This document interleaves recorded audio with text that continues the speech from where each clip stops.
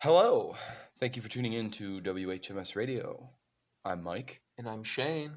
and on this week's episode of The Working Hour, we will be covering the debut solo album by English keyboardist and singer and songwriter Christine Perfect, later known as Christine McVie. Um, I have a little bit of facts here. She is no longer with us. She passed away November 30th, 2022. R.I.P. Big RIP. She married John McVie in the early 1970s. She's a classically trained pianist who transitioned to boogie-influenced rock and roll as a teenager, which I can kind of pick out a little bit on Oh, this. I was totally. thinking more bluesy, Yeah. but this is all before Fleetwood Mac, and she was actually in a band called Chicken Shack, which was a British blues band, and they actually have a song on here that they just kind of put her name on it and slapped it on as hers because it was the same record company Sure. or the same label, so record company, whatever. They were able to do that. Originally, the album was meant to be titled "I'm on My Way." There's evidence of this on copies that were like pre-LP singles, which were released. "I'm Too Far Gone to Turn Around." Okay. The album was re-released in 1976 as the legendary Christine Perfect album, and in 2008 it was released as just Christine Perfect, the complete Blue Horizon sessions. Despite its name of the reissue, it was missing the cover of "I'd Rather Go Blind," but it does include several bonus tracks. Hmm. Most of the songs on the album were performed by her band, the Christine Perfect Band, which included Top Tapham, Rick Hayward, Mark Dunsford, Chris Harding, and Fleetwood Mac's Danny Kerwin and John McVie were featured on "When You Say." Um, Was it just that one song, or was he on the whole thing? what's that, Danny? John McVie. From what I have, just that, Okay. just "When You Say," but I could be a little off on that. The album also contained what I was just talking about, Chicken Shack's cover of "I'd Rather Go Blind." Since both almost a Chicken Shack and Perfect were on the same record label, Blue Horizon, the exact same Chicken Shack recording of "I'd Rather Go Blind" was included on the solo album, as I kind of stated before. I have a little interview here, a little snippet from an interview of this is 1980 with Contemporary Keyboard, which at this time she wasn't Christine Perfect anymore. She had her surname of McVie.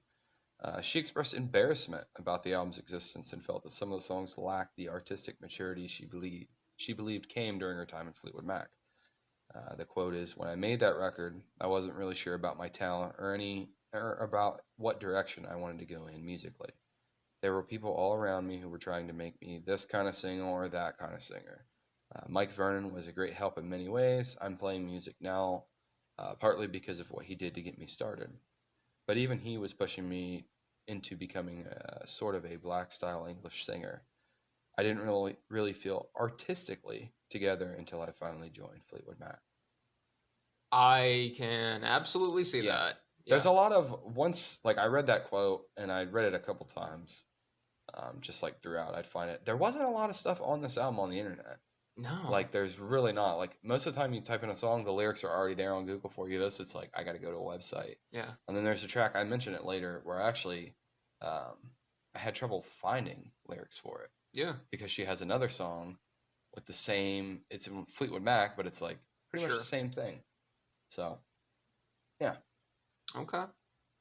Yeah. No. I mean, I did get the sense that like this album was like heavily inspired by like black singers of like the past or like around like just that period in time. But then it would be weird because then it would kind of jump to something more like a little bit more rock oriented, yeah. and it It felt doesn't have a direction. yeah, it felt kind of scatterbrained. Yeah, and So not in a good way. Not like a lot of no, variety. It was almost like I feel like these are B cuts of like your lesser good genre yeah, stuff. But there was quite a few like where the keyboard was more featured was where I thought it was more her style. So and part of me like thinks that I might have been like a little generous on this album just because like it's her.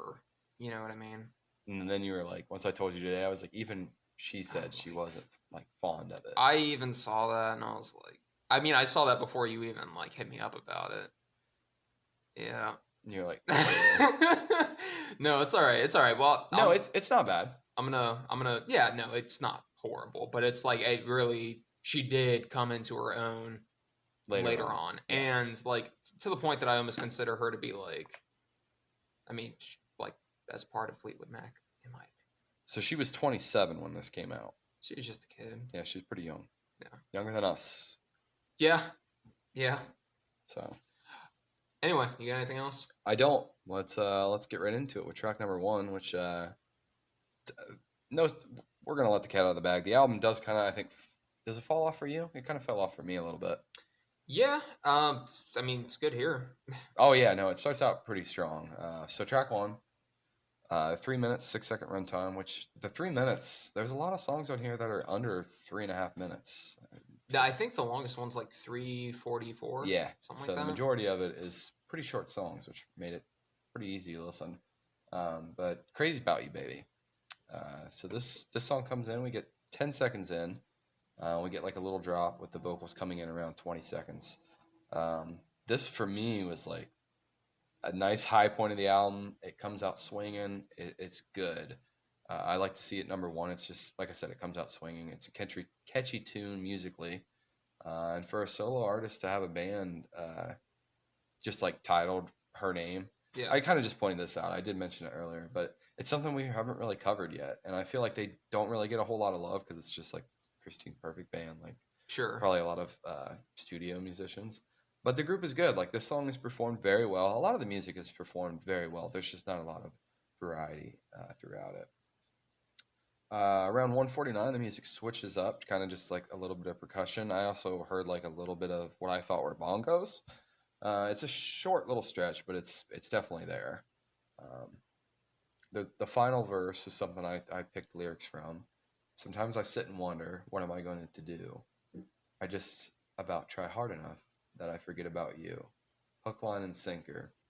Don't you know that you're driving me to drink?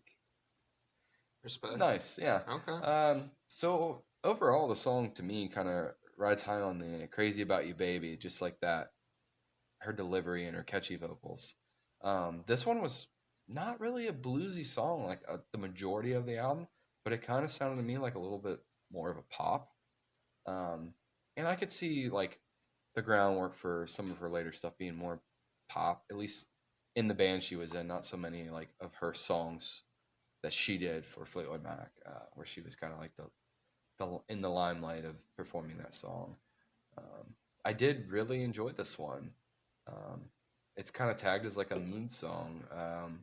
Overall, for me, like if I'm in the mood for something that's in this genre, this is a good 8.2 for me. But on any given day, it's like a 7.3 for me. It's nothing spectacular, but it is a pretty good song. And rightfully, I'm glad it's number 1 because at least for me, the album falls off a little bit towards the end. At least if you bought this, you had high hopes with track 1 because it's Right. pretty solid. So So I got after we reviewed Rumors, my ears like did perk up when I found out we would be covering this album. Christine McVie being one of my favorite parts of Rumors and just Fleetwood Mac in general. Um, One thing I wasn't prepared for when you selected this album was just how like 60s it was going to be. yeah, With it like coming out in 1970 and Rumors coming out in 1977, there's a pretty like big difference in the style of music. And like you said earlier, maybe that was just kind of her not really knowing what direction she was really going in at that point. But granted, this album was a solo project, and the Rumors was a full band project, but still, um, the album is also like very English yeah. and also very bluesy. Like Mhm. it's very English with like some of its keyboard. Like you can just Yeah, tell it's that just, right there. Dun-dun-dun-dun. yeah. Yeah, that's So nice. I'm glad you put that in there. yeah. Guitar notes and some rapid drumming start off the song, leads into the organ and some bass guitar. The music is a little on the quiet side, I think. That was just kind of the musical style at the time. Yeah, Maybe.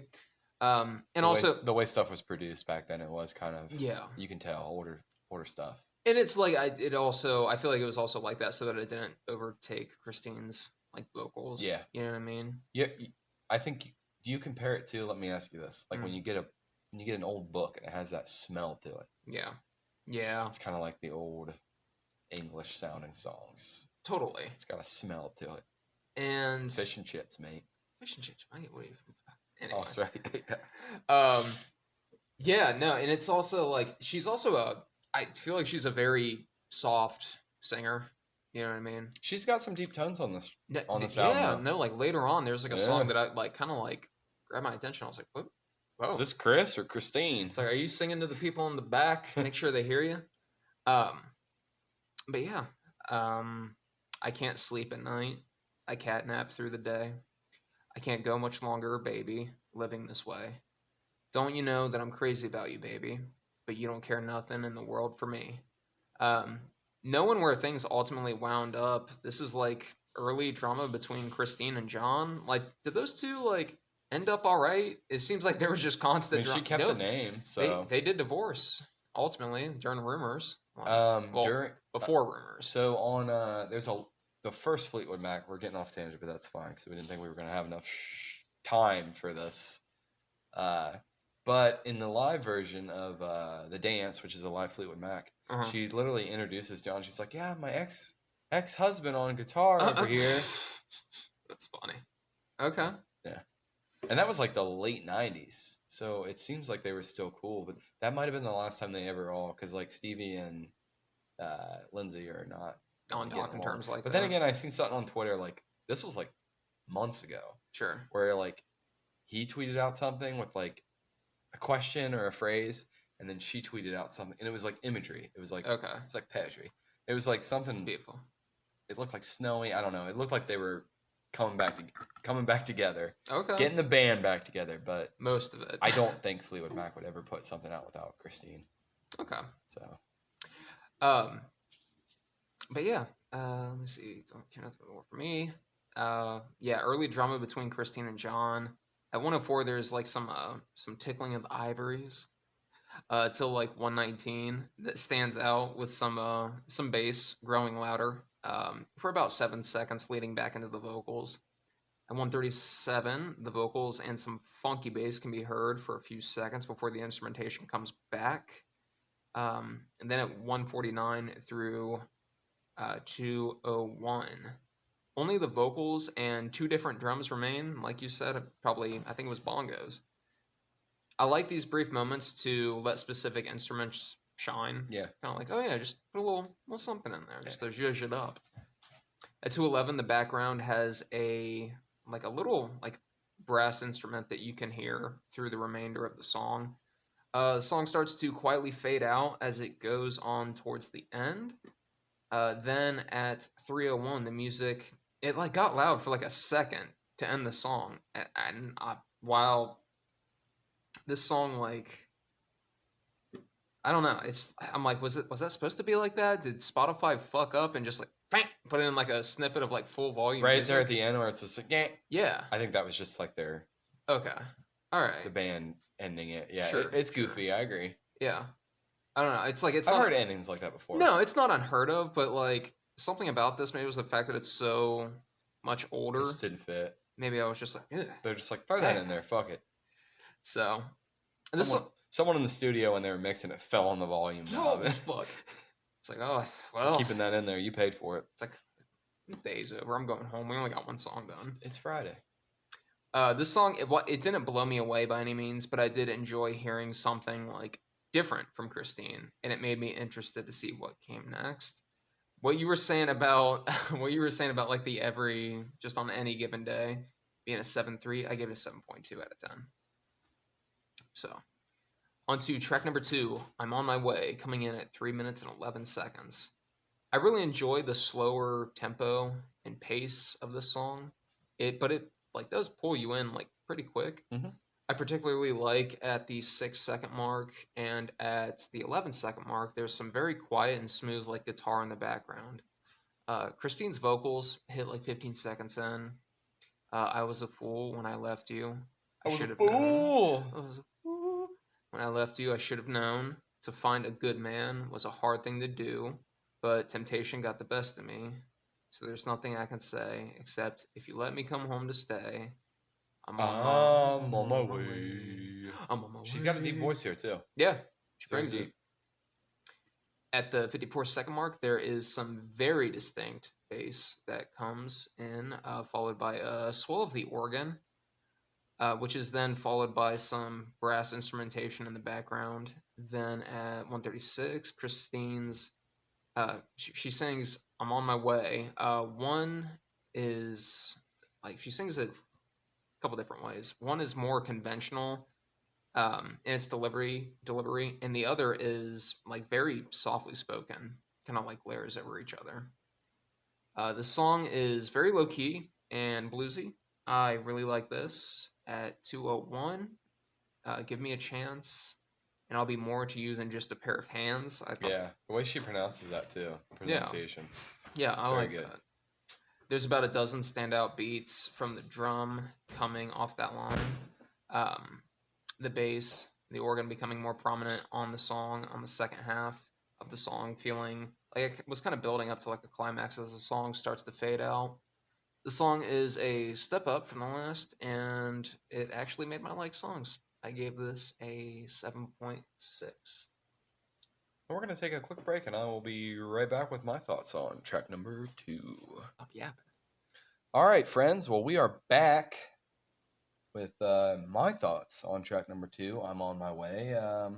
This one kind of gave me a jazzy club vibe from the get-go. It's a slow tempo, as you pointed out, which we have a lot of the same stuff for this. Same opening verse. I was a fool when I left you. I should have known.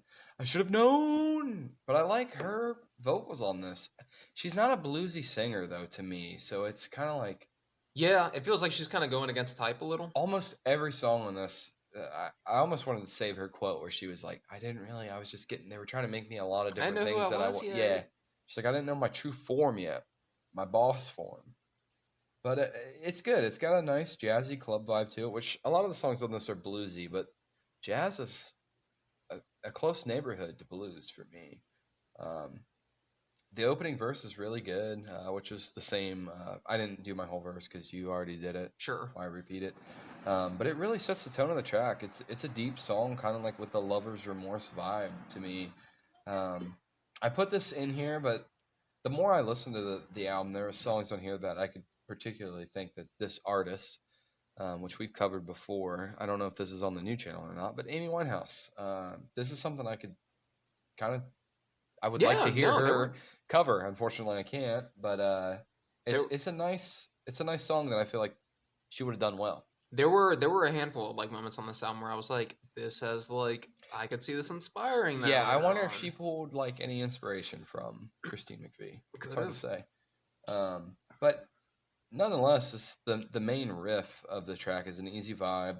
It creates like a dark bar scene, like smoky, jazzy cigar smoke in the air.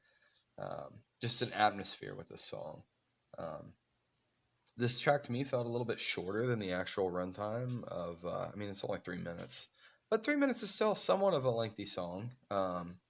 It's about where I feel like the sweet spot is, but I think it kind of went by easy. I guess is what I'm trying to say. I enjoyed this one too, and it's a little bit of a change up compared to track one, which was a lot of change up on this album. But track one and track two, I felt like they were both really good. Musically, I enjoyed this one too, more that it created that sense of the jazziness, the jazzy blues sound. Um, I put in here that this kind of reminded me more of her later hit. It wasn't her hit; it was with Fleetwood Mac, but it was a Christine McVie song called "Over My Head." This kind of reminded me of it, or at least like laying the groundwork. Overall, I wasn't real high on this one. I gave it a 7.4. I'm sorry, what did you give it? 7.6. Okay. So we're close. Wow. Yeah. Moving Or on though. close first two. Yeah. I figured we would be because the first two are pretty good. We're moving on to track number 3. Let Me Go. In quotations, leave me alone. 3 minutes, 37 seconds. This is runtime. This one I thought really had that like 60s, 70s sound to it. It takes a little bit of time though before we get vocals. Um, vocals are delivered pretty slow to the point where it kind of changes like the intro, and then when we get to the vocals, like the sound kind of switches to more of a bluesy twang with Christine's vocals added. Um, her vocals are a little bit slower. Like the pace that she delivers them is slower than the riff in the background. Like it's a little bit more untamed with the musical side of it, where her vocals are kind of slower. The opening verse to me tells you really all you need to know about the meaning of the song. I didn't want to love you. You tried your hardest, and that's repeated again. Please let me give you the answer. And it's kind of just a song like I don't want to be with you anymore. Like I'm done. On with this fucking I'm shit. done with you. I'm gone. You tried your hardest, but It ain't enough. I'm out of here. I don't really have a lot of this one. A lot of stuff for this one. It's a pretty repetitive song. Overall, it's got a good sound to it, but it just kind of missed the mark for me a little bit. There's piano incorporated at points in this that kind of was a nice touch. For me, it's obvious that it kind of missed the mark though compared to the first two tracks. I gave this kind of a lower score of a 6.4. Okay. So let me go. Parentheses. Leave me alone. The song opens and there's like a mix of guitars and drumming. It has the song posed to go like in a lot of different like directions potentially. The initial guitar sounds almost southern classic rock. I can see it. Then this warbled guitar makes it sound almost kind of psychedelic. It reminds me a lot of her contemporaries at the time. Maybe just a little bit of the Stones, a little bit of Creedence, and a little bit of like Three Dog Night, Okay. if you're familiar. Yeah. Um, then with the drumming, there is a steady rhythm and a little repeated tap of the cymbals that actually sounds quite separated from the rest of the music. It's kind of hard to describe, but it might have just been the headphones that I was using where it was like it's really coming in on one side and not at all on the other. That's how it's mixed though. But sometimes definitely like depending on what you're listening, whether Sure. it's the car, your home stereo, or your headphones, you get a different sound. Yeah. It wasn't until I started taking notes that I realized how sparse this song is with its lyrics. It really is just two verses and two choruses. The verse being repeated and the chorus really only changing two words. And I just have the, I didn't want to love you. I didn't want to love you. You tried your hardest. Oh, I tried. Oh, you tried your hardest. Please let me give you the answer. At 124, the southern guitar remains as the other music kind of drops out. This tapping of the drum almost sounds like a can being tapped on before the drumming revs back up, leading into a pretty high energy bit of keys being played 4 times in a row. And it does this thing where I would have liked like the first like I said, there's 4 times in a row that like these keys are played. I would have liked it a little bit more if like the first time are played just the way they are, then the second time they're played a little bit higher, then back to like how they were, and then again with a little back to the higher. Mhm. I just feel like it kind of would have like mixed it up a little bit and added a little more like pizzazz to it. But I mean that's just kind of where I expected it to go. I'm not a songwriter. I'm sure I could not have done it better, but that's just kind of what I was anticipating. I thought it was just kind of like 1, 2, 3, 4, 1, 2, 3, 4, 1, 2, 3, 4, 1, 2, 3, 4. It's like could have mixed it up there a little bit. That's just me though. That's a valid point. The piano gets another pop around 2:58 to 3:30 as the song fades out for the last 30 or so seconds. It's a pretty straightforward song, uh, but it's solid. I like it. There are parts of the song that I like. I gave this a surprisingly. I kind of gave this a higher score. I gave this a 7.3 out of 10. Okay. Nice. Yeah, you did say you were a little. You thought you might have been a little bit generous, Yeah, maybe. but I mean, it's not bad.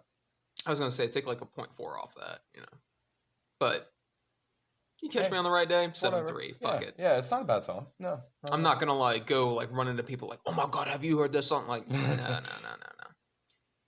Track number 4, we have Wait and See coming in at 3:16. This song again opens with the possibility of going in a lot of different directions. A lot of varied vibes to the instrumentation right out of the gate. They also like mesh together pretty well. The piano and guitar, the flute, and then the drumming on what sounds like again bongos. Upon my note taking and research, it's the same thing with the lyrics on this song too. There aren't too many of them. A lot of the lyrics are repeated with some minor adjustments made to them. I'll be coming home again. Just you wait and see. I'll be kissing you again. Just you wait and see. At the 42-second mark, the piano hits this 1, 2, 3, 4 on some lower keys, leading to a rise in Christine's vocals. Gives a sense of drama to like her delivery a little bit. From 256 to 311, the instrumentation to close out the song, just kind of nothing but instrumentation for the last like 15 or so seconds. Um, the flute drags out its final note as the bongos beat rapid to close out the song. I feel the same way about this song as I did about the last, just without as many standout moments for the instrumentation. I gave this a 6.8 out of 10. Okay. So I thought this was like a little bit of a change up. There's a nice quiet piano in the intro with hints of guitar. Christine comes in with really deep toned vocals, and I had this stuck in my head when I got home today that I'll be coming home again. Just you wait and see. Yeah, it's nice. It's a good delivery, and like I said, it kind of stuck into my head. It gives off the bluesy vibe to it. It's not really heavy because Christine's vocals do get into the higher range overall, but I think it's like not overall, but later on in the song, she kind of goes back to a higher range. But that first delivery of that "I'll be coming home," it's a very deep delivery, and I thought it was a nice vocal showcase just of her like potential, especially this being track 4. We didn't really get a rise and fall to the overall sound like we did in this one. This was another one that, despite like the 3-minute runtime, I thought it went over really smooth and flowed effortlessly. It's another track you kind of pointed to it that it's kind of short and repetitive verses, but nonetheless for me it was a good listen. I don't really have a whole lot for it. I find it hard to find a lot of stuff to talk about with these songs because they are kind of short and repetitive to a degree. But this was a good listen for me. I give this a 7.2. Okay. And we're going to move on to track number 5, Close to Me, coming in at 2 minutes, 44 seconds. This was a little bit of an interesting intro to me. The guitar riff, it's almost like a guitar solo at the beginning, but it's more of a riff where you hear like some distant sounding piano and keyboard in the background. This is another one that kind of sounded bluesy, rock, almost hints of pop in it. The guitar is given to us here more in like a heavier dose than anything up to this point, I thought. It's noticeable both in the main riff and independently, just at times with like just being in the background with the overall band. The percussion is more of a rock and roll oriented theme, I thought, on this track too. It shows a little bit more of the musical capability of the Christine Perfect Band. Her vocals throughout the song, her vocals are throughout the song, but there's quite a few stretches where the music is kind of like the sole focus. I think we talked about it earlier, where they just kind of like her vocals really aren't. She's not doing anything. She's just being quiet, playing the keyboard, and there's like a music. They kind of like let one instrument kind of just take the lead. I think that's what they do. Like, just because, like, when I was looking at the lyrics for this, like I said, there's not a whole lot of lyrics. When I Yeah. said I was disappointed in the writing, it was kind of like, Well, you guys not don't. all of them are her writings either. True, She did true. perform some of these. I'd say it's like 50-50, but I agree with you. But like, yeah, there's like, it's like, wow, you had It must have just got copy and paste back then. you had 15 lines of dialogue, or not dialogue. You got 15 Of the lines of same vocals, two things. but you're just gonna pad it out and let me let the bongos shine. Let me let the drums shine. Let me let the organ shine, and then Slide the bongos in here. I'll get 3 lines in, and then you do your thing, another 3 lines anyway. But I thought the song had a good energy to it. I don't really have anything negative about it. It's a decent vibing track. Overall, I gave this a 6.9. I don't really want to push it above a 7. I don't think it's really worthy of that, but it's pretty much right there. It's on the cusp of it. Okay. So I got distant piano keys to open with some rapid drumming to lead right into some like squealing guitar as the piano becomes more clear. Also noticed the bass guitar a little more on this track. I'm starting to get used to the fact that there's not as many lyrics on the songs making up this album. None of the songs off this album are particularly long. The longest one on here is just barely over 3.5 minutes. Um, with the breaks from for some play with the instrumentation, it makes sense for a song to not be too lyrically dense. Lyrics coming in around 18 seconds in. Turn on the lights down low, babe. Whisper in my ear. You don't have to say you love me, just as long as you are here. Close to me, close to me. At 51 seconds, the squealing guitar gets a nice little solo until like 115. At 127, the music drops out, and we get the distant piano back for a few seconds as the bass joins in and stands out with some like pretty rapid drumming coming back to pick the song back up musically. At 228, the song like quickly begins to wind down as the keys fade out. I gave this a 6.6 out of 10. So, and I feel like a 6.6 out of 10 is pretty fair of a score. Like, kind of like what you said. It's like, is it in the 7 range? No, but is it like a 3? No. No. No. We've never given it a 3. No. No. I dread the day where we have an album where it's a 3. Maybe we're just too nice. Hopefully it's an instrumental. Yeah. On to track number 6, I'd Rather Go Blind. This is a cover. Thank you, that's a cover. Which is funny because it's pretty good. Coming in at 3 minutes and 17. Did you know it was a cover? I did because okay. Yeah, I did a little bit of research on it because I was curious about it. But 3 minutes 17 seconds. There's a 1, 2, 3, 4 drum beat to open. The drums pick up as the guitar, bass, and organ follow. Vocals at 21 and 28 seconds. Some flute comes in for these quick short bursts to add to Christine's vocal deliveries. Musically, the song doesn't differ too much from Etta James' version, I didn't think. Did you listen to the original at all? Yeah, the original was what I knew. Okay, gotcha. I wasn't familiar, but I made a point to listen to it because I wanted to know.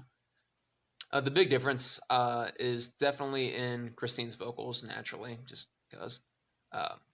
Something told me it was over when I saw you and her talking. Something deep down in my soul said, "Cry, girl." When I saw you and that girl walking, I would rather go blind, boy. I would rather go blind, boy, than to see you walk away from me.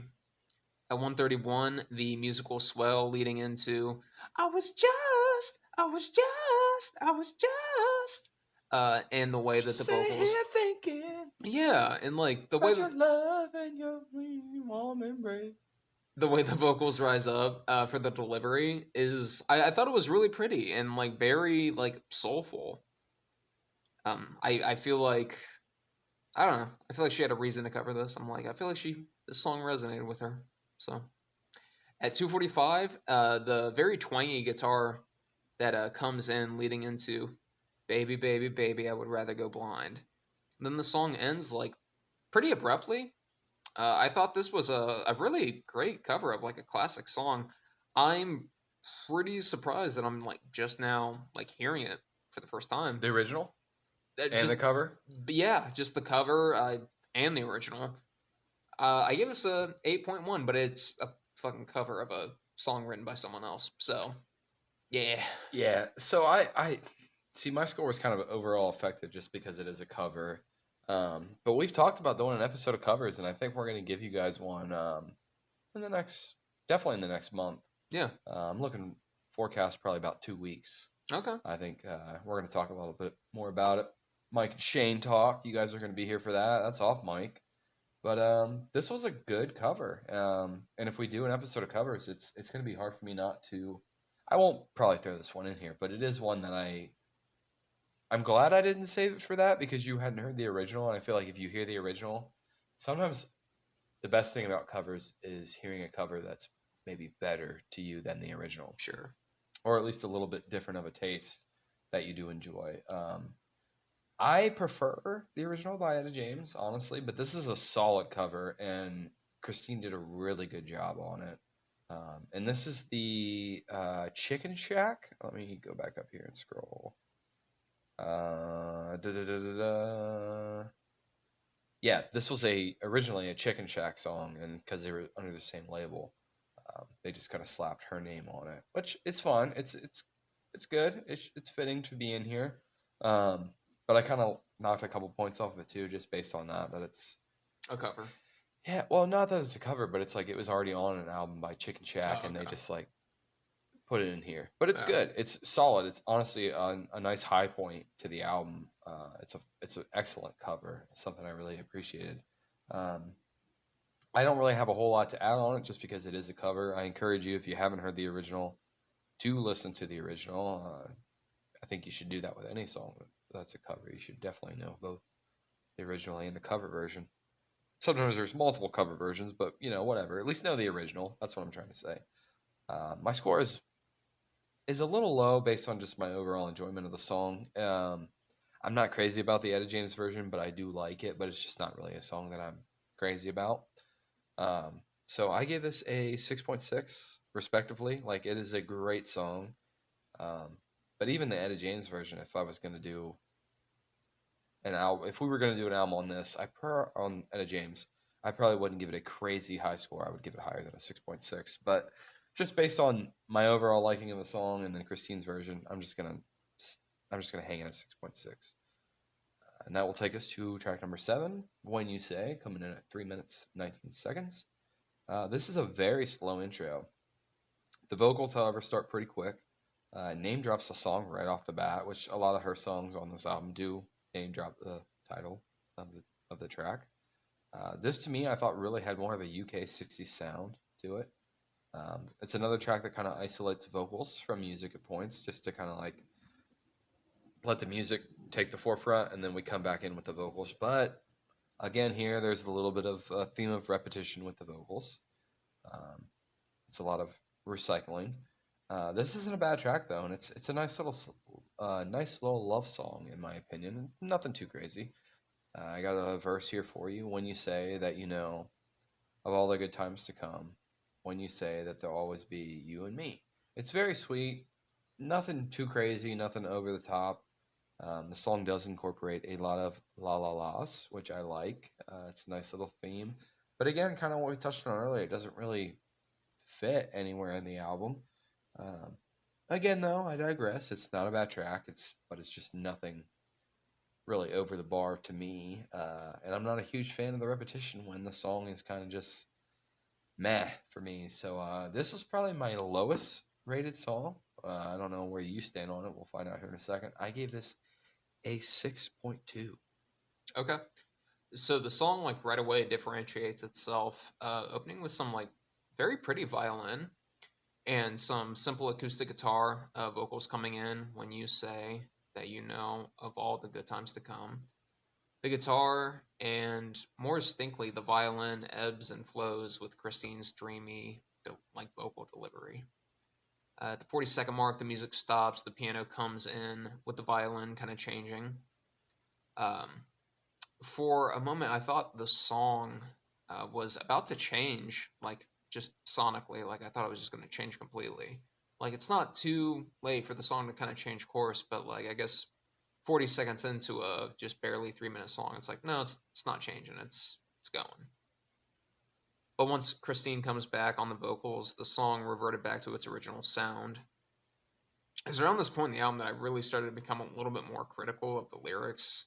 They are again still repetitive, not even the it's not even like the la la la la la la la. More like some like repeating full lines of vocals, but just swapping out like one word to like make them different.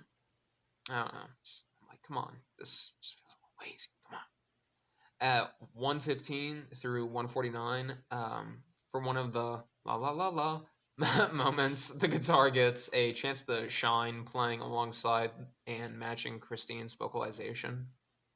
In the last 20 seconds or so, as the song starts to fade out, the strings start to come back to close out the song. The song has a folky, dreamlike quality to it.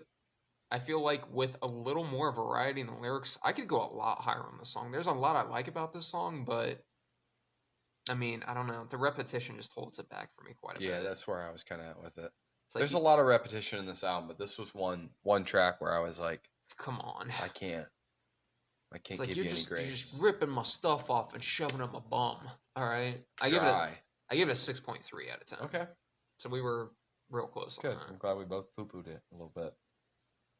Uh, And that's saying a and lot. that's saying a lot. All right, We track both poo-pooed it. track number 8. One thing I really do love about this song is how low key the instrumentation is. It is like throughout the entire song, but is more there to like the instrumentation. It's there throughout the entire song, but it's more so there to add to the smooth and kind of alluring nature of Christine's vocals.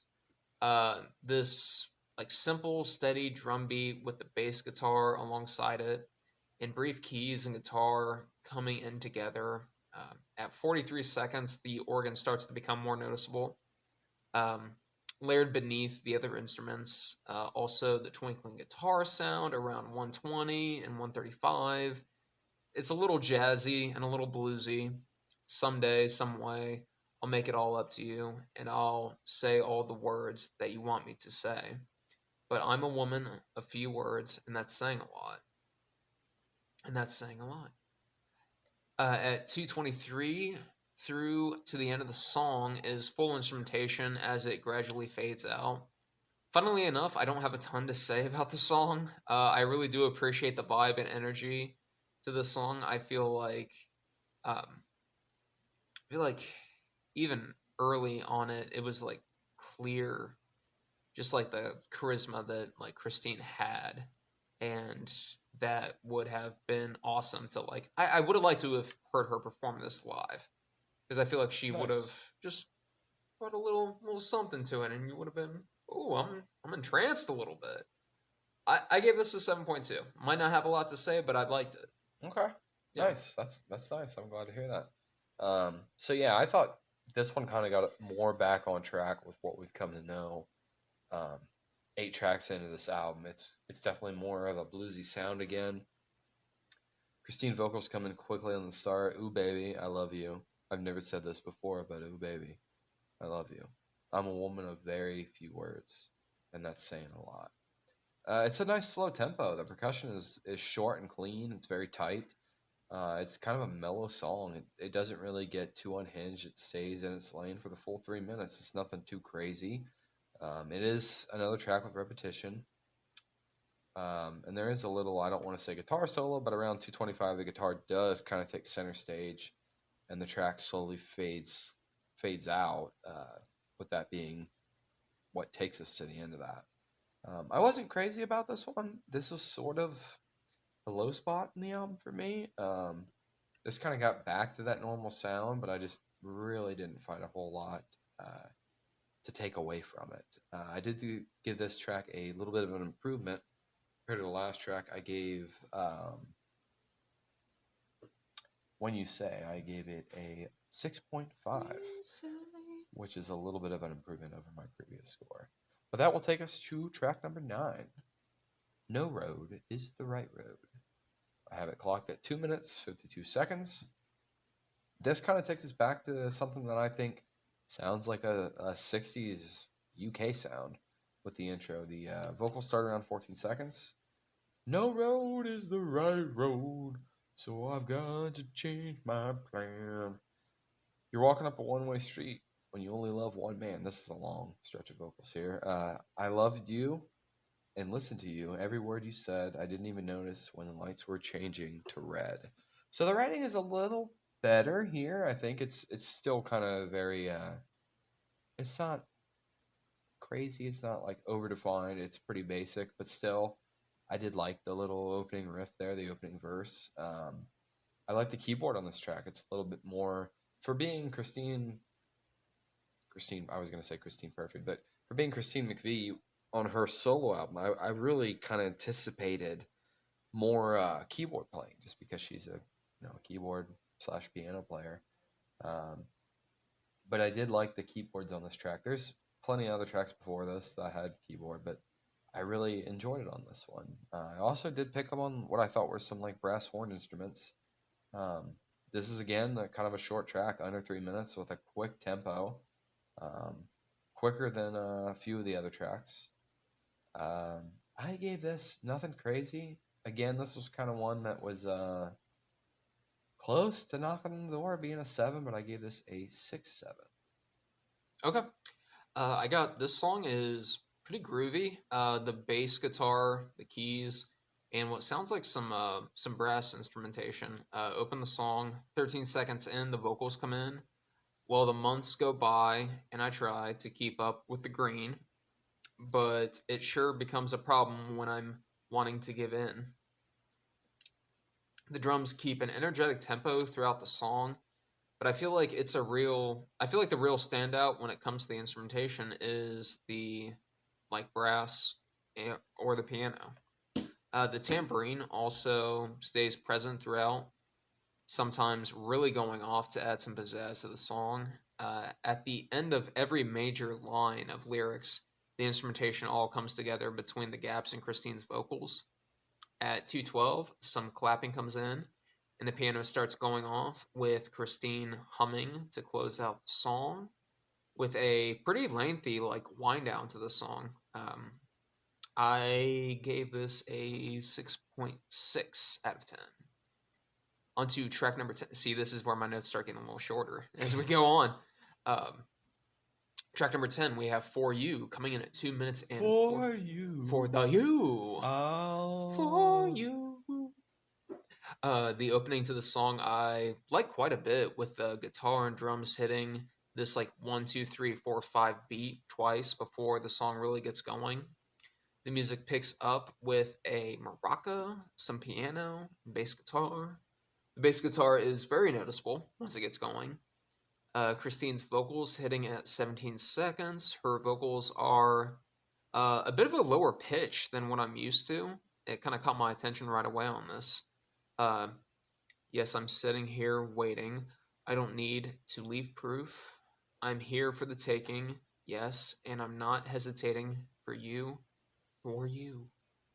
At one, you, for, fuck. Sorry. No, you're fine. At 127 through 152, the guitar rings out quite a bit before the vocals come back in. At 226 through to the end is all instrumentation, or is all instrumental, with the 1, 2, 3, 4, 5 beat returning with the guitar going higher on its note. Song has a pretty good energy to it, but I feel like it again is just lacking in its lyrical depth. I gave this a 6.2 out of 10. Okay. So yeah, I thought this was a nice opening riff with backing percussion, which quickly changes again into a bluesy sound. Um, I thought Christine's vocals sounded a little bit different than anything we've heard up to this point. At first glance, like going into this blind, I was kind of curious if this related at all to Fleetwood Mac's song called "For You," which was a Christine McVie song. Much better. Yeah, it was a lot better. This was not the case. This was one of the ones that I kind of alluded to in the intro to the album that was kind of hard to find. It wasn't hard to find lyrics for, but when I typed in "For You," Christine McVie, it came up with the Fleetwood Mac version first, which I thought was something I would note here. The opening verse: "Yes, I'm sitting here waiting, waiting here for you. Yes, I'm sitting here waiting. I don't need to leave proof. I'm here for the taking, yes, and I'm not hesitating for you, for you." This one I didn't think this was like a crazy good track, but it did seem a little bit better than the last few tracks. There's still themes of repetition all throughout the song, in the writing. But I thought the overall delivery of everything else, even with the repetition, was nice. Christine's pronunciation of "I'm here for the taking," along with the music accompanying it, it was nice. It was a nice mix that I didn't really find on some of the other previous tracks with a lower score for me. There's like a a riff that's catchy enough to give this what I think is worthy of a 6.7 score. Like I said, I didn't find this track super crazy, but her vocals with the music and the delivery, I'll give it a 6.7, which will move us to track number 11. I'm Too Far Gone, in quotations, to turn around, coming in at 3 minutes, 30 seconds. I have it as a nice, quiet, subtle intro. It's a slow tempo. Vocals start around 14 seconds, delivered in a way that sounds more like something I would hear later from Christine. The keyboard is like heavily dosed on this one, and I like it. I like it for that reason. I wanted to hear more of the keyboard, honestly. Um, this was something that I didn't think had a bluesy sound. It was kind of hard to put my finger on what I thought this sounded like, but definitely like a small club music vibe for sure. Later on, it does kind of show sounds or show signs of hints of blues. I like the overall vibe of the song and Christine's way of performing the song. What I'm trying to say by that is it just reminds me a little bit more of her later work. Kind of this was like the foundation for what would be to come, a glimpse of what is to come. A verse here I have pulled is I'm too far gone for backing out now. I'm too far gone to stop. I'm flying high like a bird in the sky, darling. Don't let me drop. I'm begging you for whatever. I'm begging you whatever you do. Don't turn my life upside down. I love you so, and I guess you know that I'm too far gone to turn around. I enjoyed this verse. A high like a bird in the sky was a little bit tacky for me, but I'll let it slide. Musically, I found it pretty tame. The keyboard presence was a nice change of pace that we didn't really get on some of the other tracks. I expected more keyboard songs on this, similar to this one, but here we are on track on number 11 out of 12, and this is one that I'm really speaking highly of the keyboard playing. Overall, this was another one on the back half of the album that I'm not really crazy about, but it is an easy listen. Um, Going back to the runtime on this, 3.5 minutes. That's a pretty easy swallow, even if it is rough. Um, However, it's kind of a lower score, but it's another one that's knocking on the sevens for me. The keyboard sound and the overall sound do boost it up to me what I deserve, what I think it deserves, which is a 6.8 out of 10. Bird in the sky. It is a little tacky, but I mean, I is am it the bird in the sky. looking at you, bro? I mean, is it any more tacky than you wear those shoes like a dove? You I'm know. I'm glad Now you wear those shoes like a rolling in like the a night. yeah. Anyway, let's bust out this shot really quick. Then we'll fucking. I was gonna say I'll finish this bitch out before we get to the bony. Mm. All right. All right, goddammit, all right. The piano on the song stands out right away, coming in right after the drums at the very beginning of the track. The guitar is pretty subtle, subdued, the bass falling in line with the drum beat. It's around this point in my note taking that I really start to wonder why this album doesn't have like any more coverage on like YouTube or just online in general. Like, I mean, it's not like blowing me away or anything, but like, was Christine's like early stuff in her career this slept I on? think it was just covered up, man. She's like, I don't want this She's out like, there. I I want don't like I want it. this pulled from the internet. Yeah, scrub this. While the album, yeah, like I said, while it hasn't blown me away, it is solid enough, and I feel like it should have been. I don't know. It should have had more of a following, I think, or at least I should have, been able to find more on this. The vocals come in around 14 seconds. I love you so, and I guess you know I'm too far gone to turn around. If I give you my heart, don't tear it apart. Don't treat me like dirt on the ground. The song is pretty clearly about being in love with someone and being so invested in them that if things didn't work out, you would just like be at an utter loss. Christine delivers her vocals with a lot of like very soft sincerity.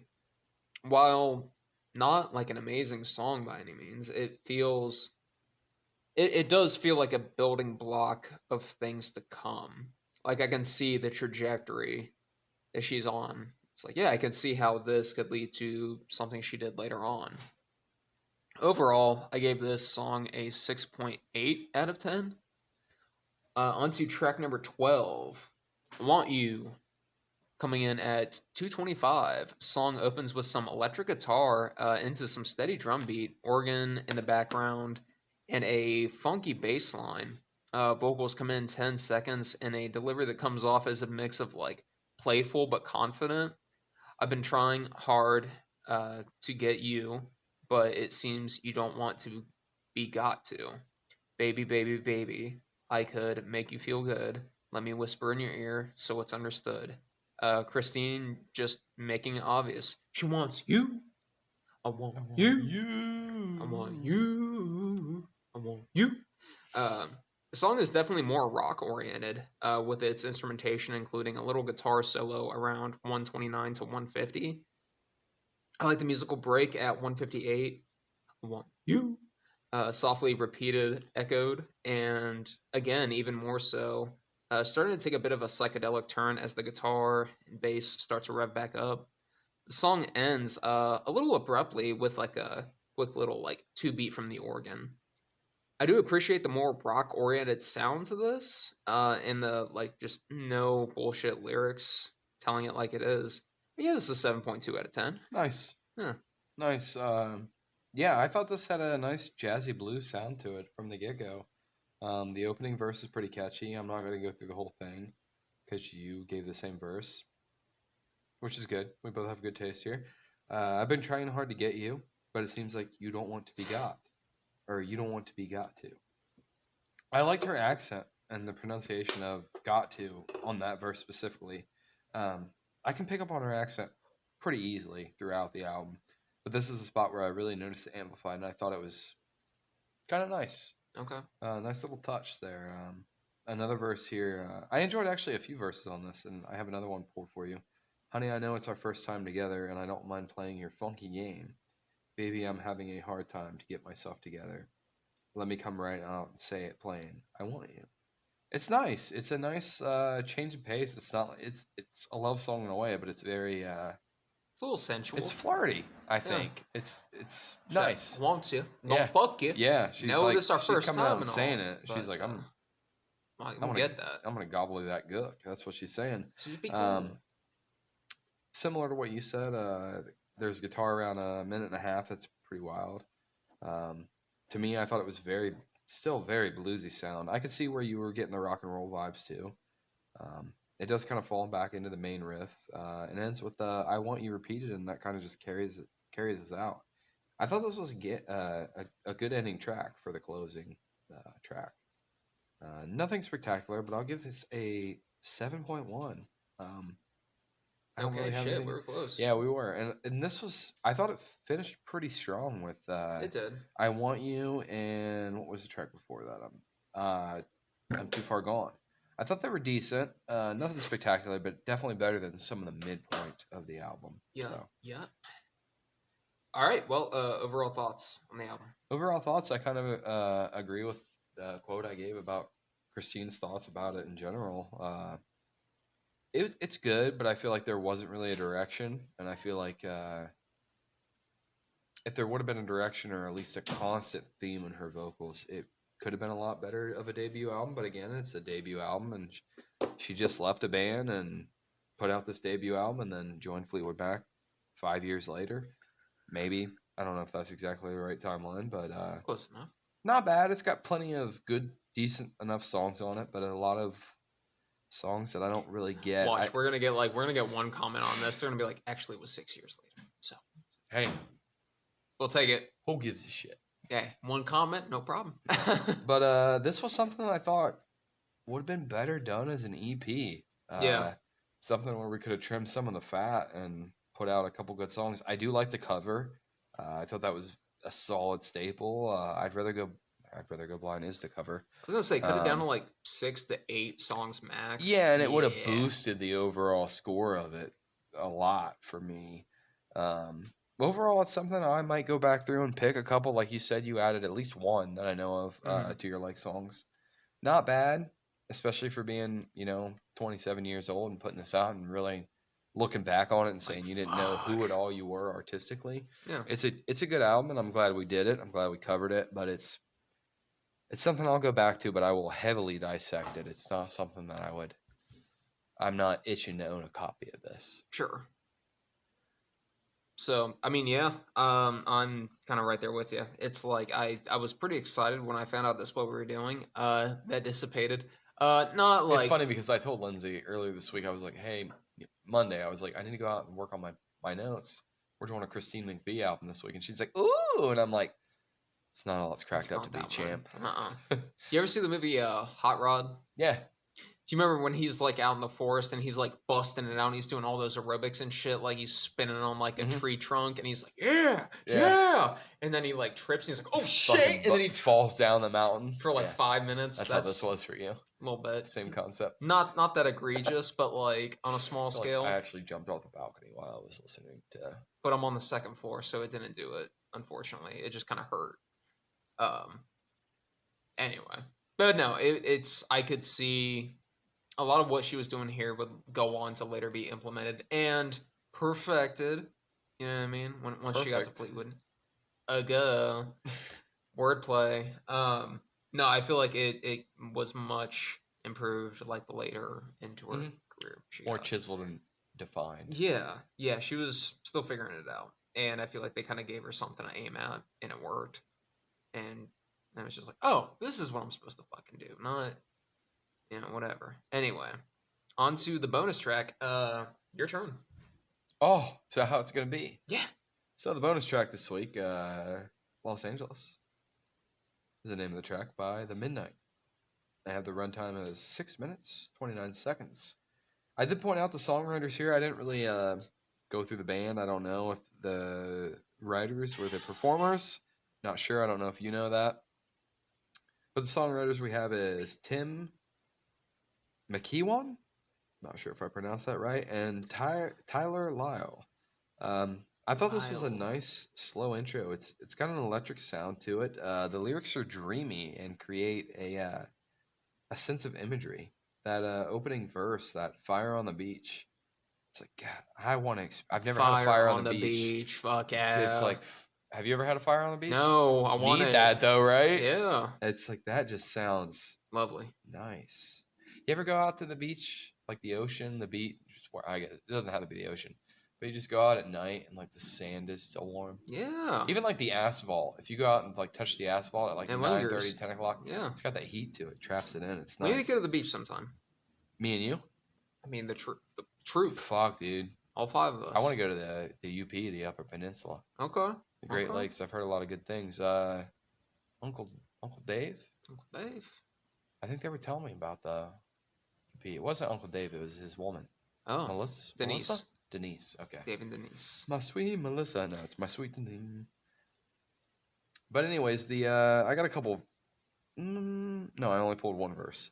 Memories and mountaintops. Memories and mountaintops. Drunk on Sunset Boulevard. Okay. With the city of angels sitting on. Maybe this is just a dream, and maybe we're still asleep. But I will miss you when I'm gone. It's a good flow and delivery. Specifically, I'm pointing out the verse I just gave you. But it doesn't drop off from the song. The song kind of builds to me. It's not really like a hype up to a build up. It's just like steadily, easy for me to say, steadily building a foundation to a great track. The song has a new sound to it, very electronic, but it also has kind of an 80s feel to it. I feel like there was some synthesizer used that kind of ties it back to like an earlier sound. It's a little bit repetitive, but it's a nice vibe. It's a completely different repetitiveness than the album we covered for you. It's a catchy. Yeah, exactly. It's repetitiveness, but it's like you want it. You want it. It's deserving of it. It is kind of a longer track. Anything over 4.5 minutes to me is kind of long, but this one does work at its runtime, especially if you like it. Like if you like the first 60 seconds, you're gonna really. I feel like it's not gonna drop off for you. I thought this track carried itself really well. My score, I'm gonna leave it open ended with it having a higher potential, especially in the right setting and the right environment, the right vibe. I gave this maybe a little low. I'm kind of curious to what you give it. I gave this a 7.6. Okay. Okay, so I got the song opens with some synth keys and some there's like some crackling, like that you would hear on a like a record player. And I like the vocals, the 1, 2, 3, Yeah. 4, and then the drum machine. The fucking drum machine Monkey comes Man. in. Yeah, drum machine comes in at 16 seconds with the synth picking up and the um fires on the beach. Like that's yeah, that is I nice. could just close my eyes and I'm like, You get you almost feel the warmth. yeah. Face to the sky, the stars dance around like gods in the skies. Memories and mountaintops, drunk on Sunset Boulevard with the city of angels singing on. The lyrics and the 80s synth music set a very vivid and like beautiful, warm, carefree like atmosphere to it that I really love. The synths hit these higher tones, followed by like a 1, 2, 3, 4 beat going into the chorus, and it hits the flickers of the canyon fire. His hands raised like a gospel choir. Like yeah. And it's if we live forever, let us Yeah. live forever tonight. There's like this effect when he says fire that it makes it sound like a god or flickers of the canyon fire, and it almost has like a fade out to it that I really like. Um, and that like juxtaposed with his delivery of gospel choir, like Yeah. it feels like it's very it's enunciated in a way that makes it feel like it adds emphasis to the Mhm. words. It's a standout. It's a noticeable Pop. verse. Yeah, Yeah. exactly. Yeah. It always sounded very nice to me. Coming off the chorus, the synth goes quiet briefly, and the lyrics refer to tomorrow we'll go back to our lives with sand in our skin and sun in our eyes, conveying just like the importance of enjoying like the moments like that while they last. From 349 to 245 or 425, there is a musical breakdown in the lyrics, and the instrumentation takes over into the back into the back-to-back final choruses. There's backing vocals on the final choruses. It gives like a very like united, almost like a crowd like feel to it. On the final chorus, the drums drop out and it's just vocals and synth, giving it a real sense of finality. From 528 to 629, full instrumentation to the end of the song as the music fades out and we get the yeah, you know. So, um, yeah, get it, girl. I give this a 8.6. I really do love this song. It should be, man. It's your bonus track. You should give it a high rating. Yeah, I think it's a absolute synth wave banger, and it feels like something it would be awesome to do MDMA to. Like if I was rolling and I Just heard this, put like this on repeat. yeah, and Night swimming. I feel like you wouldn't have an issue if you were rolling and you heard this. You'd probably be like It's a five little bit- times max. It's a little bit better than night swimming. It's a little better. It's a little better. Also, like the song was kick ass live. Oh, you did get to see it. Yeah, Nice. this was that concert with Brie. So anyway, Anyway. yeah. So I gave it an 8.6 out of 10. I really really like this song. All right. Well, Next week's album. Yeah, next week's album. I was gonna say, take us to it. Next week's album. Got it. I will list the bonus track. It is going to be Portal by Balu Brigada or Belu Brigada, whichever. But yeah, their new album Portal just came out in August, and I listened to it recently. It's pretty solid. Nice. Bonus? Are you familiar with Everlast? Yeah. Yeah, we're gonna do. I think it's his most recent album. I'm not sure if he's came out with another one since then, but we're gonna do "Smoking and Drinking" by Everlast. Okay. It's a good one. Bet I am adding it to my songs now. Which we're about to do some smoking after the end of this pod. Let's go. All right. Well, everyone, Thanks so much for tuning in. Thanks so W- much. Thanks so much for tuning Howdy, in I'm WHMS Elvis. Radio. This is Barry Obama. All right. Appreciate you tuning in. No, thanks for listening to WHMS Radio. And until next time. Don't work too hard now, folks.